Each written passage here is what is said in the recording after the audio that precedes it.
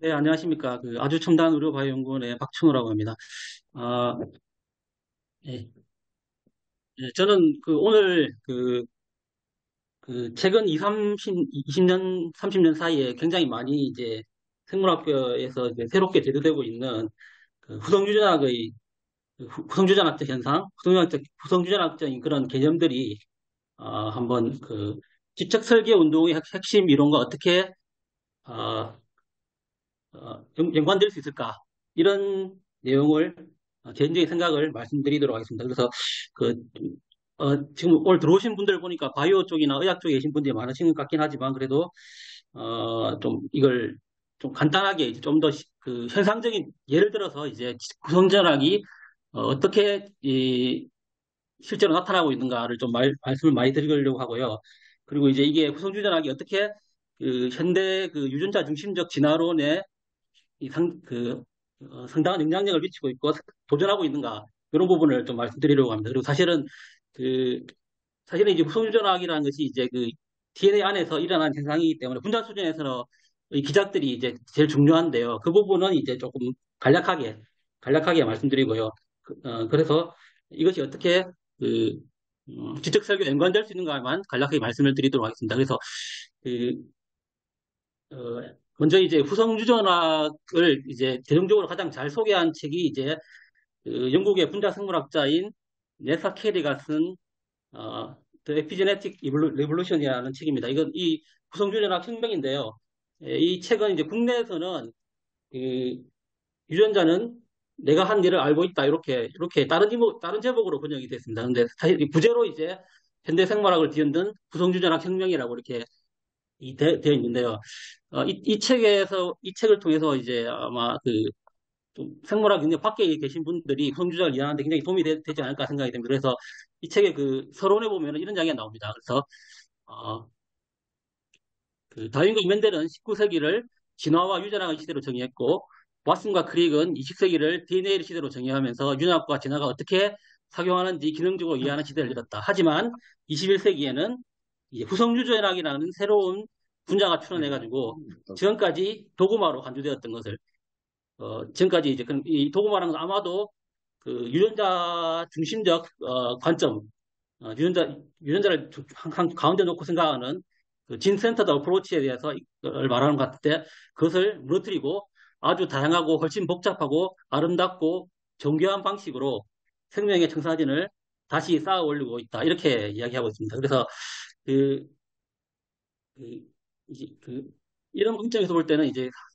굉장히 이제 생물학을 새롭게 써가고 있는 것이 구성유전학이 아닌가 이렇게 볼 수 있겠고 그 1953년 DNA 이중나선 구조가 발견된 이후로 50년 뒤에 이제 왓슨이 이제 한 사이언티픽 아메리칸 잡지에서 인터뷰한 그 기사를 보시게 되면은 이제 진정한 유전학의 새로운 시대가 열리고 있다고 말하면서 DNA 시퀀스를 넘어서서 새로운 것이 이제 나타나고 있다.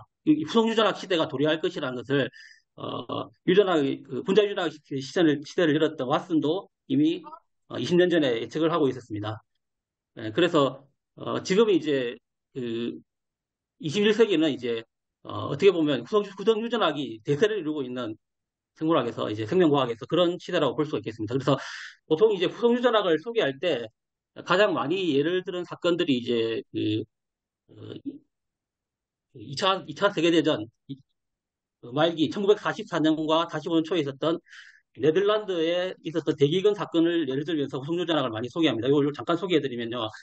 어, 1944년 노르망디 상륙작전이 일어나고 난 다음에 이제 연합군이 이제 독일로 진격하기 위해서 네덜란드를 회복하려고 했습니다. 이때 이제 네덜란드 망명 정부가 이제 이 독일의 작전을 막기 위해 가지고 독일의 독일 방어를 막기 위해서 이제 네덜란드 일하고 있는 철도 노동자라든지 이런 물류에 관계된 사람들이 다 모두 파업하게 만들고 또 활동하던 레지탕스 같은 사람들이 다 이런 그, 교통이나 물류들을 하지 못하도록 파괴하는 그런 일들이 벌어지게 됩니다. 그때 이제 이런 일들 때문에 이 네덜란드를 점령하고 있는 독일군들이 이 네덜란드를 벨기에 쪽부터 독일 쪽까지 완전히 이제 봉쇄하게 됩니다.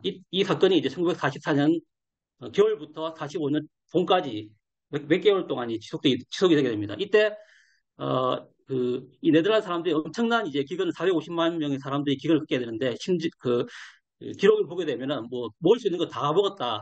심지어 이제 네덜란드의 그 튤립의 뿌리까지 다 캐서 먹었다는 그런 이야기가 있습니다. 그 정도로 이제 심각한 기근을 겪게 되면서 약 2만 2천 명이 아사하게 되고요. 이때 이제 그 성인 1인당 이제 한 뭐 400칼로리, 800칼로리 이 정도면 이제 일주일로 계산하게 되면 이제 일주일 라면 한 끼로 근근히 버티는 이런 대기근이 있었다는 것이죠. 근데 이제 이 대기근은 굉장히 짧은 시기에 한 3개월에서 한 5개월 사이에 짧은 시기에 영양 결핍이 나중에 이제 전쟁이 끝나고 나서 네덜란드의 그 의료 체계에서 이걸 추적하게 되는 것이죠. 그 일종의 그 영양 결핍이 어떤 영향을 미치게 되는가, 인간의 건강과 후세에 어떤 영향을 미치게 되는가에 대해서 연구가 되게 되면서 새로운 발견들이 나타나게 됩니다. 그래서 대표적으로 이제 그, 그 어머니, 그러니까 임신 모들의 그 영양 결핍이 후세에 어떤 영향을 미치게 되는가에 대한 그 다양한 빅데이터들이 모여서 이제 이런 역학적 조사들이 이루어지게 됐는데요. 그 임신 말기 어머니의 기근이 그 임신 마지막 3개월에서 이 대기근을 맞이했을 경우에는 보통 이제 자녀들이 굉장히 작게 태어났습니다. 그리고 평생 동안 작은 체중을 유지했고 낮은 비만율을 보이면서 또 그들의 이제 손자, 손녀들까지도 낮은 비만율을 보였습니다. 그런데 임신 초기, 그러니까 초기 3개월에 이 대기근을 맞이했던 그 어머니의 자녀들은 나중에 이제 임신 말기에 정상 체중을 회복하죠. 그런데 이상하게도 이제 평균적으로 높은 비만율을 보이게 되고요. 그들의 또 손자, 손녀들까지도 이 비만이 높은 비만율을 나타내는 이러한 현상들이 나타나게 되었습니다. 그래서 이 사건은 이제 그 어머니의 그 자궁 속에 겪었던 사건, 그 영양 결핍이 수십 년 후의 삶까지 어떤 영향을 미친다. 그래서 이 사건을 통해서 이제 후성유전학의 그 개념이 좀 더 명확하게 나타나게 되는데요. 그리고 환경에 따른 어떤 경험이 유전자가 아닌 DNA 정보가 아닌 어떤 다른 곳에 흔적을 남기고 계속 후세까지 영향을 미친다. 그래서 이제 후성유전학의 그 사건을 대표적으로 알려주는 그런 사건이 되겠습니다. 그래서 이런 그 현상들은 한마디로 이제 기존에 우리가 그 생각했던 그 다윈주의적 진화론과 조금 다른 면이 있습니다. 그래서 그 한마디로 이제 라마르크식 그 용불용설과 물론 똑같지는 않지만 개념적으로 굉장히 유사한 면이 있습니다.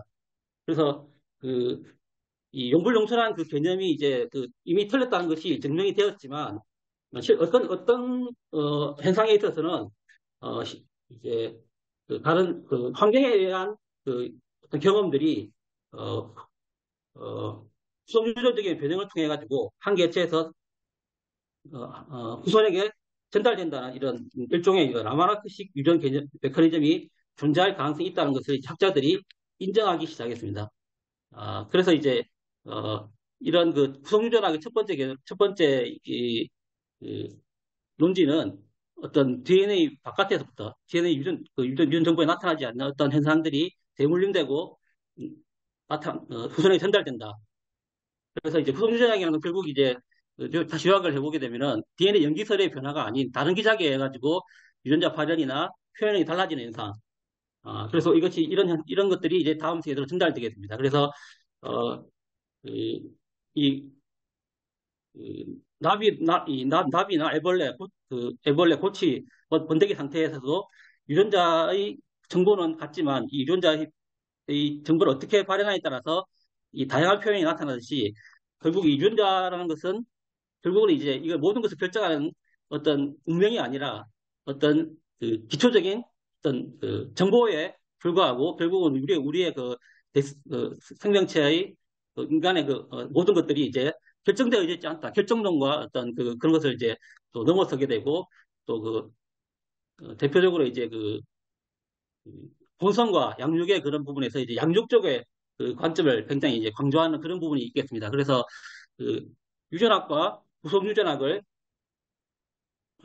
좀 이제 쉽게 이해하기 위해 가지고 이런 약간의 비유를 통해서 살펴보게 된다면 어, 유전학은 이제 그 하드웨어에 비할 수 있을 것 같고 후속 유전학은 소프트웨어 그리고 그 유전학 같은 경우는 이제 대본에 가깝다 이렇게 말할 수 있겠습니다. 그렇지만 이제 후성유전학은 그 이 대본을 가지고 연극이나 영화를 만든 연출자 혹은 배우들의 역량 이런 것들이 이제 후성유전학에 좀 더 가까운 개념이 될 수 있겠습니다.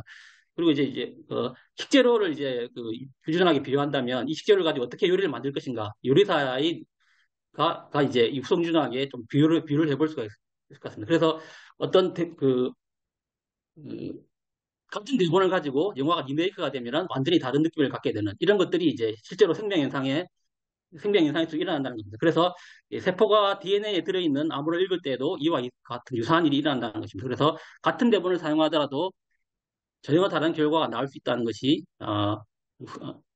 이런 것들이 이제 후성유전학적인 그 현상과 연관될 수 있다 이렇게 말씀드릴 수 있겠습니다. 그래서 이 후성유전학적인 현상이라는 것은 이제 결국 우리 몸에서도 이제 우리 몸 자체가 이제 후성유전학적 현상의 결과라고 볼 수가 있는데 여기서 보시듯이 이제 그 신경세포와 근육세포는 이제 같은 한 개체로부터 유래했지만 이렇게 모양과 기능이 완전히 다르게 되는 이런 그 현상이 나타나게 되죠. 그래서 어떤 그 발생 과정 중에 어떤 내부 신호의 변화 같은 것들이 그리고 그에 따른 유전자 발현들이 어떻게 조절당에 따라서 이런 그 다양한 형태와 기능이 나타나게 됩니다. 이걸 이제 그 1950년대에 이제 영국의 와딩턴이라는 학자는 이제 이걸 에피제네틱 랜드스케이프라는 가설을 세웠었는데요. 상당히 이제 그 지금 우리가 알고 있는 것과 굉장히 유사한 개념입니다. 그래서 이 공이 이제 돌이 이제 그 어떤 그 경상신 내려올 때 어떤 그 굴곡을 만나에 따라서 이 위치가 달라지는 듯이 이런 그 어떤 그 우리가 발생 과정 중에 어떤 이런 그 굴곡이 굴곡 같은 것이 바로 부성 유전학적인 개념이 있을 것이다 이렇게 예측했는데 실제로 이제 이것이 50년 전, 4, 50년 뒤에 다 밝혀지게 되었습니다. 그래서 이제 그 가장 그 드라마틱한 이제 후성유전학 현상을 보게 되면은 이제 그 여왕벌과 일벌의 표현의 차이를 한번 예를 들어 볼 수 있겠습니다. 여왕벌과 일벌 같은 경우는 이렇게 원래는 이제 그 같은 그 유전체를 갖고 태어나게 됩니다. 그러니까 일종의 클론이라고 볼 수 있겠습니다. 근데 그렇지만 이제 이 크기에서부터 굉장히 차이가 나고 수명에서부터 굉장히 차이가 납니다. 보통 이 일본은 보통 몇 개월 정도 살다가 죽게 되지만 여왕벌은 몇 년 동안 생존할 수 있고 또 많은 수천 개의 알을 하루에 낳을 수도 있는 그런 능력을 가지고 있는데 이때 이제 여왕벌과 일벌의 그 표현형의 차이는 그 환경적인 요인인데 주로 이제 여기서 말하는 무엇을 먹냐에 따라서 달라질 수 있다는 것이 잘 알려져 있습니다. 그래서 우리가 잘 아는 그 로얄 젤리를 그 계속 이 급여한 그 암컷 벌들은 예, 어떤 그 후손 유전학적 프로그래밍에 의해서 어떤 특정한 시그널들이 증가하게 되고요. 이것이 이제 그 여왕벌의 이 형태를 나타나게 됩니다. 그렇지만 이제 일반적인 그 화분이나 꿀을 먹게 되는 이제 그 앙크벌들은 일벌로 이렇게 분화가 자라나게 되는데요. 실제로 이제 이런 그 분자 수준에서 일어나는 현상들을 그, 그 일반 그 로얄 젤리를 먹지 않는 일반 일벌들에게 급여를 일벌들에게 이런 현상이 일어나게 하는 그 DNA 마크를 DNA 이외의 그 수성조작된 마크를 변화시켜 주니까 실제로 이제 일벌로 되지 않고 요양벌이 되는 현상들이 관찰되게 됐습니다. 그래서 어떻게 이 먹이에 따라서도 이렇게 표현형이 급속하게 달라질 수 있다는 그런 예가 될 수 있겠습니다. 그래서 또 많이 이제 후성유전학 현상으로 예를 들고 있는 것이 일란성 쌍둥이 같은 경우도 이제 원래는 이제 그 같은 배아로 출발했기 때문에 유전 정보가 같습니다. 그래서 그 유전 정보가 동일한데 참, 이런 일하는 쌍둥이들의 이제 어릴 때의 이 그림은 이제 염색체 17번의 그 후성유전학적인 마커들을 이제 이렇게 그 추적한, 라벨을 해서 관찰한 그림들입니다. 그래서 이제 어릴 때의 그 일란한 쌍둥이들의 그 후성유전학적인 마커들과 50대의 그 일란 쌍둥이 두 사람의 그 염색체 17번의 마커들을 보니까 시간이 지남에 따라서 이러한 육성 유전학적인 어떤 패턴이 상당히 달라지는 거예요. 그래서 일란 상둥이들이 결국 자라면서 어떤 질병에 대한 질병이 달라지고 어떤 그 수명이라든지 여러 가지 그 건강 지표들이 달라지는 것들은 결국 이러한 그 나이가 들어감에 따라서 유전자는 같지만 그에 따른 이제 후성 유전학적인 그 패턴들이 달라짐으로 인해서 유전자 반응이 달라지고 이것이 표현형이 달라진다는 것으로 볼 수가 있겠습니다.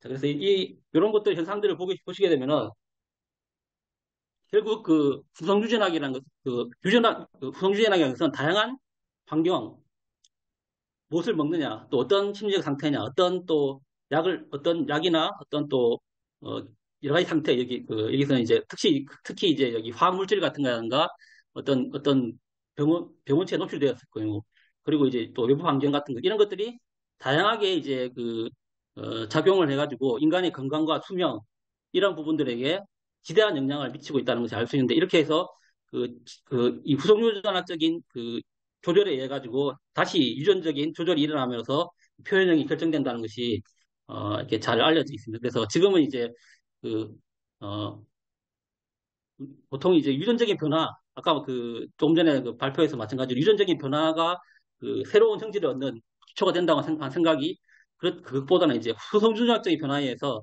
형질의 변화가 일어나는 것이 훨씬 더 중요하다는 그런 개념들이 이제 보편화되었다고 할 수도 이것이 어떻게 보면 굉장히 이제 세계관의 변화라고 이렇게 말을 할 수가 있겠습니다. 그래서 이제 후성주전학은 사실 좀 이제 그 분자 수준에서 보게 되면은 좀 더 복잡하지만 좀 간단하게 조금 말씀을 드리겠습니다. 그래서 한마디로 이제 지금 요즘 연구되고 있는 분자 수준에서의 구성유전학은 이제 크로마틴이라는 염색질, 이 염색질에 대한 연구하고 굉장히 밀접하게 관계가 되어 있는데요. 보통 이제 우리가 DNA가 이중단성 구조가 이렇게 되어 있지만 실제적으로 이렇게 생체 내에서는 이렇게 DNA만 되어 있지는 않죠. 우리가 잘 아는 이제 염색체 구조상을 이렇게 보게 되면 염색체는 상당히 이제 그, 이 DNA가 굉장히 응축되어 있고 고도로 집약되어 있는, 그러니까 보통 이제 세포 안에 들어있는 DNA 길이가 한 2m 정도 된다고 하지만 실제로 세포 하나의 크기는 한 20 마이크로미터밖에 되지 않기 때문에 굉장히 이 정보가, 이 화학 구조가 압축되고 응축되어서 들어가야 됩니다. 그래서 이 DNA를 히스톤이나 이 단백질에 이제 이렇게 감겨져 있습니다. 히스톤은 단백질에 감겨져 있는데, 그러니까 이 실을 감는 실패처럼 이렇게 되어 있고요. 이것이 유클레오좀이라는 구조를 형성하게 되고요. 이게 한 세포 하나당 약 몇천만 개의 이제 유클레오좀이 들어있죠. 이 유클레오좀이 다시 크로마틴 염색질을 형성하게 되고, 이것이 다시 모여가지고 크로마틴 파이버를 형성하게 됩니다. 이것이 다시 응축되면서, 다시 고도로 응축되면서 크로모좀이라는 이러한 구조를 형성하게 됩니다. 그래서 한마디로 말씀드리면 DNA는 고도로 입체적으로 단백질과 함께 카플렉스를 이루고 있는 그런 구조다, 이렇게 말씀드릴 수 있겠습니다. 그래서 이전에는 이제 우리가 DNA를 싸고 있는 이 히스톤 단백질이 어떤 구조적으로 이제 DNA를 지탱하는 이런 구조적인 기능만 할 것이라고 이렇게 생각했는데, 최근 몇십 년 동안 이제 이 히스톤 단백질에서의 또 많은 변형들이 일어나게 되고, 이것이 DNA가 관계에 있는 이 유클레오좀 구조, 크로마틴 구조를 어떻게 변화시키고 이것이 유전자 발현과 어떻게 관계되는 것들이 지금 많이 연구가 되어 있습니다. 그래서 이 후성유전학의 생화학적 원리를 보시게 되면은 어, 주로 이제 아까 말씀드렸던 히스톤 단백질이 이렇게 말단이 이렇게 도출되어 있는데, 여기에 어떤 다양한 화학적인 모디피케이션 수식이 일어나게 됩니다. 뭐 어, 아세틸기가 붙는다든지 메틸기가 붙는다든지, 그 다음에 여러 가지 또 인산기가 붙는다, 이런 다양한 수식이 일어나게 되면서 이 구조가 급격하게 바뀔 수 있습니다. 그리고 DNA 같은 경우는 그 메틸레이션, 주로 많이 일어나게 되는데요. 이러한 DNA 메틸레이션에 의해 가지고 DNA가 네거티브 차지를 띠고 있게 되는데, 이 메틸레이션 정도에 따라서 DNA가 관계에 있는 뉴클레오즘과 크로마틴 구조가 계속적으로 이제 역동적으로 바뀌게 될 수 있는 그런 부분에 의해서 이제 이것이 조절이 되게 됩니다. 그래서 2000년대 초반에 이제 이건 리뷰 논문인데요. 이 초기에 이때 히스톤 코드라는 가설이 이제 제시가 되는데요. 그, 이, 그, 이때 이 히스톤 말단에 있는 많은 장기에서 화학적으로 모디피케이션 일어남에 따라서 이것이 유전자의 발현과 어떤 표현형에 어, 영향을 준다는 것이 알려지게 되면서, 이러한 숨어 있는 하나의 이런 표식자들, 이것을 이제 하나하나 해독하게 되는 그러한 과정들이 이제 벌어지게 됩니다. 그래서 예를 들어서 이제 이 과정을 보게 되면 세포가 이제 그 활발하게 증식해야 될 때, 그러면 유전자를 많이 발현해야 될 상황과 어떤 세포가 이제는 분열하게 돼서 염색체를 고도로 응축시켜가지고 유사분열을 가야 될 경우에는 어떤 전반적으로 이제 크로마틴 구조가 완전히 이제 달라져야 됩니다. 굉장히 이제 컨덴스된 상태이고, 이건 좀 풀려있는 상태죠. 이런 현상들이 일어나기 위해서는 요 각각의 그 히스톤이라든가 DNA 사이에 굉장히 많은 그 수식들이, 다양한 장기에서 수식들이 일어나는 것이 알려졌고, 이것을 이제 히스톤 아모라는 가설로서 밝혀졌고, 지금 이제 굉장히 많은 이제 이런 화학적 변형과 유전자 반응의 관계에 대해서 이런 것들이 정보가 축적이 되어 있습니다. 그리고 그래서 이제 예를 들어 히스톤 같은 경우는 이제 이것을 여기에 이제 변형을 일으키는 화학적 변형을 일으키는 쓰는 모레큘도 있겠고, 이것을 떼내는 효소들이 있겠고요. 그다음에 이때 이제 변형이 일어났을 때 이것을 인식해서 어, 어, 이것을 인식해서 들어오는 수많은 효소들이 또 있게 됩니다. 이런 식으로 이제 이런 다양한 정보들이 이 안에서 단순하게 어떤 DNA를 잡아주는 어떤 구조적인 역할만 하는 것이 아니라 실제적으로 이 크로마틴 구조를 역동적으로 변화시키는 이러한 다양한 분자들과 또 저희 상호작용하고 있다는 것이 잘 알려져 있습니다. 그래서 DNA를 한마디로 말씀드리면 이제 이 저장된 어떤 정보, 이 정당 정보는 적절하게 읽혀져야지만 발현이 될 수가 있습니다. 그래서 이 적절하게 읽혀지기 위해서는 DNA 이렇게 네이키드하게 노출되어 있지 않기 때문에 굉장히 고도로 쌓여있기 때문에 이것이 적절하게 다시 입체적으로 조직되지 않으면 이 DNA는 발현이 될 수가 없게 됩니다. 이것이 이제 어떻게 적절하게 입체적으로 시공간적으로 조절되어야 할 것인가. 이것이 이제 에피지네틱스의 크로마틴에서의 중요한 에피지노미라는 정보가 형성되는 원리가 되겠습니다. 마찬가지로 이제 이 크로마틴 여기 누클레오전 구조를 보시게 되면 이렇게 어, 굉장히 이제 타이트하게 감겨져 있는 상태에서는 이 DNA부터 유전자를 발현하기 위한 어떤 효소들 같은 것들이 접근할 수가 없겠습니다. 그런데 이게 여기서 메틀기가 이제 붙게 되면 이렇게 촘촘하게 꼬이게 되는데, 이것이 이제 메틀기가 빠지게 되면은 이제 좀 더 이제 그 느슨하게 풀어지게 됩니다. 그렇게 되면 여기 이쪽에 해당되는 유전자를 발현하기 위한 폴리머레이즈 효소들과 다양한 전사기구들이 접근할 수 있게 되는 것이죠.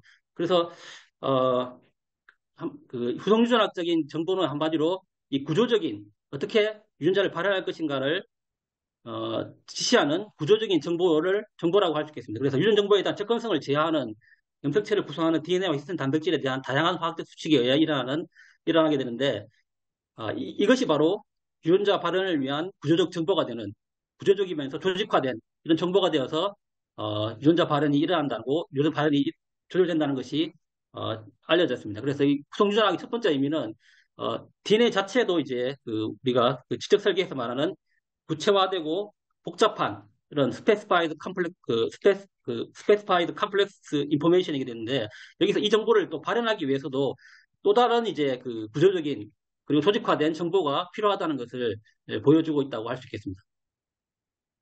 그리고 이제 진화론과 이제 유성주전학과의 관계는 굉장히 좀 어, 밀접한 관계를 갖고 있다고 제가 개인적으로 생각하고 있는데요. 최근에 이제 진화론의 패러다임 변화와 입속유전학은 아주 상당한 관계를 가지고 있는데요. 원래 다윈주의 진화론에서 최근 100년간 생물 진화론을 지배하고 있던 주된 세계관이라고 할까요? 그것은 이제 신다윈주의, 흔히 말하는 현대 종합이론인데, 현대 종합이론에서는 이제 유전자의 돌연변이, 그리고 돌연변이가 이제 멘델의 유전 법칙에 의해서 후대에 개선되고, 이것이 이제 안정적으로 전달되어서 선택되는, 그래서 DNA가 굉장히 중요한 역할을 하고 있다고 이렇게 말하고 있습니다. 그런데 이제 우리가 조금 전에 보았던 것처럼 어떤 표현력이라는 것은 단지 이제 DNA만 의해서 나타나는 것이 아니라 DNA 정보를 어떻게 읽어드냐에 따라서 표현력은 급격하게 달라질 수 있다는 것이 이제 많이 알려졌죠. 그것이 대표적인 기작이 바로 이 후성유전학적인 현상이 되겠습니다. 그래서 최근에 21세기에 와서 이제 진화론의 패러다임 변화는 이제 확장된 진화 종합 이론, Extended Evolution Synthesis라는 EES라는 이런 것들을 주장하는 이제 진화 생물학자들이 많이 있습니다. 그래서 이런 진화 생물학자들은 그러면 유전자가 이제 DNA가 그 진화의 그 주된 중심에 있다고 말하지만 실제적으로 표현형이 바뀌는 것은 DNA만이 아니고 DNA를 어떻게 읽어들이는 방식에 따라서 급격하게 바뀔 수 있기 때문에 그 이 DNA를 유전자의 그 진화의 중심이라고 말하는 것은 문제가 있다. 그래서 DNA는 여러 가지 그 DNA가 변화되어서 또 돌연변이에 의해서 생물의 형질이 바뀌는 것은 진화가 일어나는 여러 가지 기사 중에 하나일 뿐이고 진화의 주체는 DNA가 아니다. 이렇게 주장하는 그, 이 확장 진화 종합 이론을 주장하는 진화 생물학자들에게서는 이런 그 후성주자학적 현상이 굉장히 큰 근거가 되고 있다는 것을 볼 수가 있겠습니다. 자, 그래서 이제 이것은 이제 우리가 말하는 이제 잘 알려져 있는 그 분자생물학의 중심 원리라고 하는 DNA로부터 RNA를 거쳐서 단백질이 만들어져서 단백질이 이제 생명 현상을 나타내는 표현을 나타내는 그 실제적인 그 플레이가 된다면 가장 중요한 것은 역시 이제 이 센트럴 도그마의 세 가지 영역에서 보게 되면 DNA입니다. DNA가 그래서 그, 그 신다인주의 현대종합이론에서는 DNA의 변화가 바로 형질 변화를 이루는 주된 동인이 된다. 유전자 중심적 관점. 그래서 결국 이기적 유전자, 결국 이런 것들, 모든 것들이 결국은 DNA 중심적 사고, 유전자 중심적 사고에 의해서 시작되었다고 볼 수가 있겠습니다. 그런데 이제 오늘 제가 말씀드렸던 그 후속 유전학적인 원리는 아까 그 기존의 도구마를 깨트려 버린다고 이렇게 네사 캐리가 이야기했었는데 이런 그 DNA 중심적 사고를 깨트려 버리지 않은가 이렇게 평가할 수 있겠습니다. 그래서 이것을 이제 한번 어떻게 한번 기독교 세계관과 연결해 볼 것인가를 한번 생각해 보다가 저는 이제 그 헤르만 도이벨트의 그 15가지 양상 구조를 한번 잠깐 언급하고자 합니다. 그래서 이 헤르만 도이벨트는 이제 그 기독교 세계관의 기초를 놓았던 신칼빈주의자에서 굉장히 중요한 철학자인데요. 그, 이 헤르만 도이벨트가 이제 창조 세계를 아주 일반적으로 설명하기 위해서 굉장히 노력한 그런 기독교 철학자라고 알려져 있습니다. 그래서 이 헤르만 도이벨트가 창조 세계의 15가지 양상 구조라는 이 구조를 제시했습니다. 그래서 이거 양상 구조는 이제 수적부터 신앙적까지 15가지 이제 자기 창조 세계의 양상 구조가 있다. 그러니까 각 학문별로 이렇게 대표적인 학문을 나열하지 않았는가 이렇게 생각이 드는데 이러한 양상 구조를 통해서 보시게 되면 이 양상 구조는 각각의 어떤 다음 슬라이드 넘어가세요. 이 양상 구조를 이제 구별하면서 이 양상들은 서로를 지지하고 있으며 어떤 하나의 정합성을 이루어서 의미의 충재성을 지향한다. 그리고 만물의 기운을 지향한다. 이렇게 이야기합니다. 이 내용은 이 헤르만 도이벨트 전공하셨던 한동대 최영중 교수님이 쓰신 내용에서 가져왔는데요. 그래서 이 15가지 양상이 있는데 창조 세계에서는 그래서 이 양상을 가지고 한번 최영중 교수님이 연필 한 자루를 생각해서 예를 들어 설명합니다. 그래서 연필 한 자루는 하나의 개체 구조로 존재하고 하지만 양상 구조로 분석해 보면 전혀 다른 관점들이 나타난다는 겁니다. 그래서 이제 예를 들어서 수적 양상을 보게 되면 이게 연필 한 자루 뭐 이런 게 중요하지만 역사적으로는 연필의 역사가 중요할 것이고 사회적으로 보면 연필의 사회적 기능이 또 중요하고 경제적 관점에서는 연필의 가격이 중요하게 될 것이고 미적인 관점에서 연필의 디자인 그리고 윤리적인 관점에서 연필의 소유자 그리고 이렇게 다양한 연필 하나 예를 들어 가지고 다양한 양상적인 측면이 있다는 것입니다. 그래서 이렇게 양상 구조는 한 개체 구조가 가지고 있는 다양한 면을 부각시켜 줍니다. 그래서 이제 이러한 양상 구조는 하나의 양상 국면을 절대화시키는 환원주의의 오류를 가장 잘 비판할 수 있다고 말하고 있습니다. 그래서 실제의 한 면만을 절대화시키게 되면은 다른 면들을 간과하게 되어서 결국 전체적인 이해를 하지 못하는 오류에 빠지게 만다. 이렇게 말하고 있습니다. 그래서 이 도이벨트의 양상 구조를 가지고 현대 진화론을 이제 평가하게 된다면 결국은 아까 말씀드렸던 유전자 중심적 세계관, 유전자를 가지고 모든 현상을 설명하고 하는 그런 절대적인 환원주의의 오류에 빠져 있는 것이 현대 유전자 중심적 세계관의 문제라고 이렇게 평가할 수가 있을 것입니다. 그래서 이제 이 구성 유전학과 이제 생명 향상의 관원벌과는 복잡성에 대해서 한번 다시 저는 이게 다시 직접적으로 연관시켜 생각해 봤는데요. 이전에 이제 생명 현상은 표현형 단백질은 결국 이제 RNA를 잡는 증관체를 거쳐가지고 결국은 DNA가 가장 중요하고 중심에 있다고 이렇게 생각했습니다. 그런데 이제 그 후성유전학 시대가 대두하게 되면서 또 다양한 오믹스 시대가 도래하게 되면서 생명 현상에 대해서 다차원성, 다양한 국민에 대한 어, 그 관점이 대두됐다 이렇게 평가할 수 있겠습니다. 이 그림도 사실은 이제 몇 년 전의 그림이기 때문에 좀 단순하고 여기보다 지금 현재는 더 복잡해졌다고 볼 수 있는데 이 그 어떤 표현형이 변화하는 표현을 이루기 위해서는 유전자부터 에피지놈, 후성주전학입니다. 그리고 이제 트랜스크립톰, 요즘은 더 나가서 에피트랜스크립톰이라는 용어가 나오고 있는데요.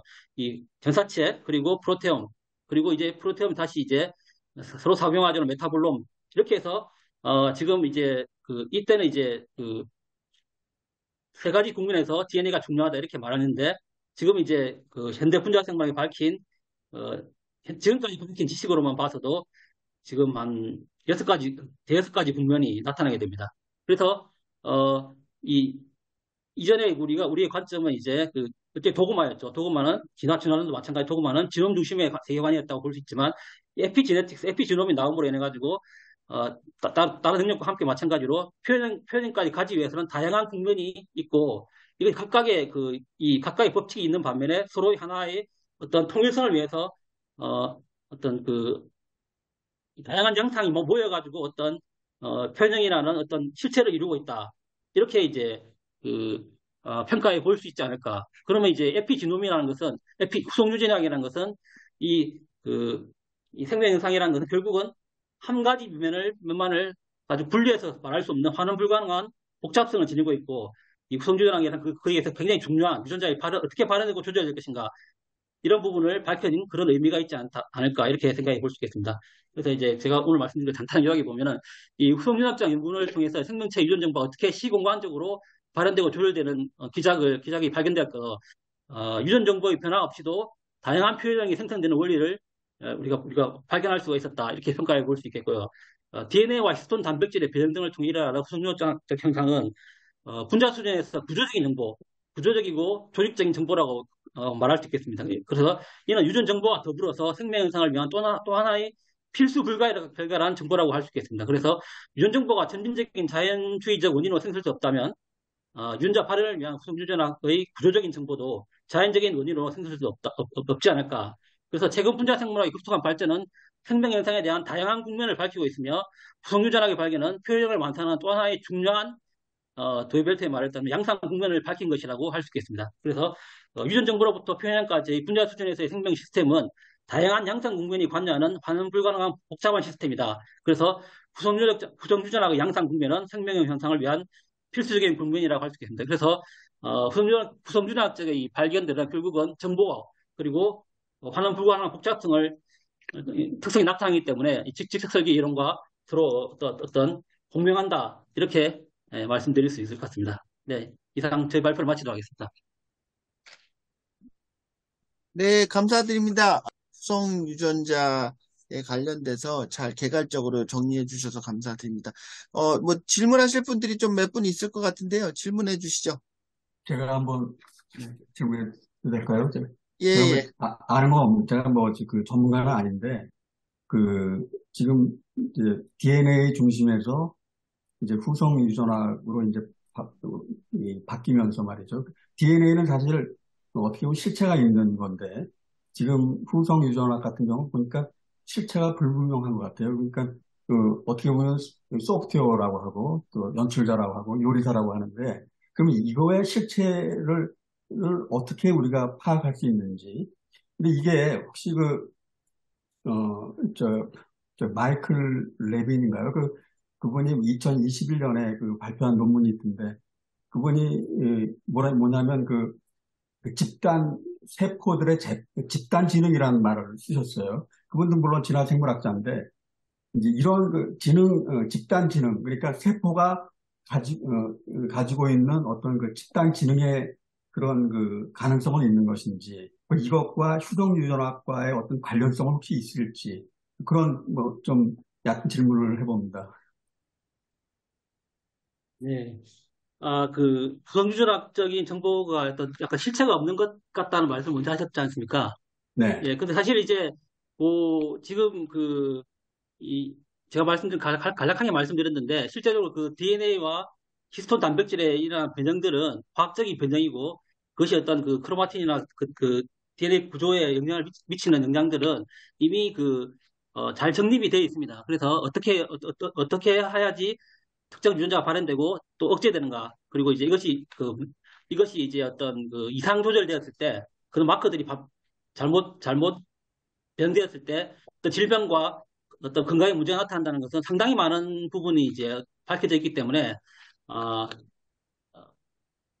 물론 이제 DNA 정보는 이렇게 이제 구체적으로 이렇게 이렇게 30억 개 염기서 일이 나와 있지만 실제 그렇지만 이제 이 후성유납세 정보도 이미 어느 정도 이제 많은 학자들에 의해서 실체가 밝혀져 있다 이렇게 저는 말씀드리고 싶고요.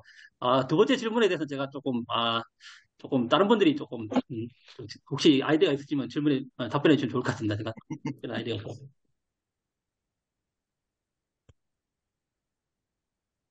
네, 제가 윤희규님이 좋은 코멘트 질문 하는 게 한, 해주셨는데, 예, 황철 박사님, 예, 네.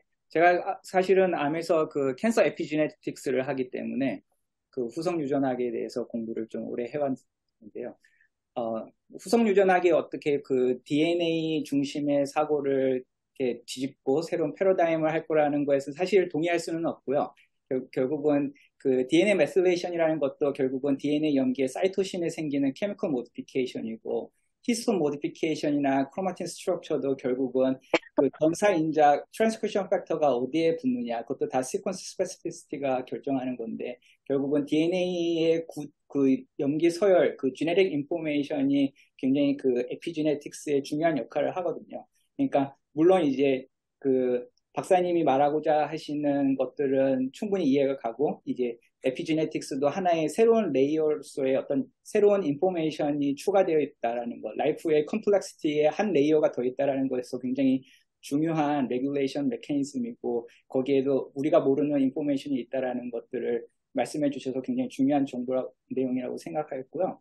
그리고 사실 그 세포의 컴플렉시티는 이제 후속 유전학 그 이후에도 굉장히 많지 않습니까? 예를 들면은 그 트랜슬레이션 이후에도 포스트 트랜슬레이션 모디피케이션 같은 어떤 새로운 정보의 레이어가 하나가 더 있고 또 단백질 자체에 이제 뭐 슈거 모lecule이 붙는다든가 이제 리피드 모lecule들이 어떻게 서로 연관되는가 굉장히 세포 내에 있는 다양한 컴플렉시티의 레이어들이 있고 거기에 정보들이 정말 단순한 DNA 정보가 아니라 후속 유전학 그리고 프로틴 레벨, 그 다음에 글라이코 바이올로지, 리피드 바이올로지 굉장히 많은 레이어의 정보들이 있다는 것들을 조금 이렇게 종합적으로 이렇게 한번 이해해 볼 수 있는 기회가 되었으면 좋겠다는 마음에 이제 코멘트 드립니다. 네, 감사합니다. 예, 황철 박사님이 좋은 또 답변 대신 해주셨습니다. 예, 오늘 그 발표 주신 박준호 박사님 감사드립니다.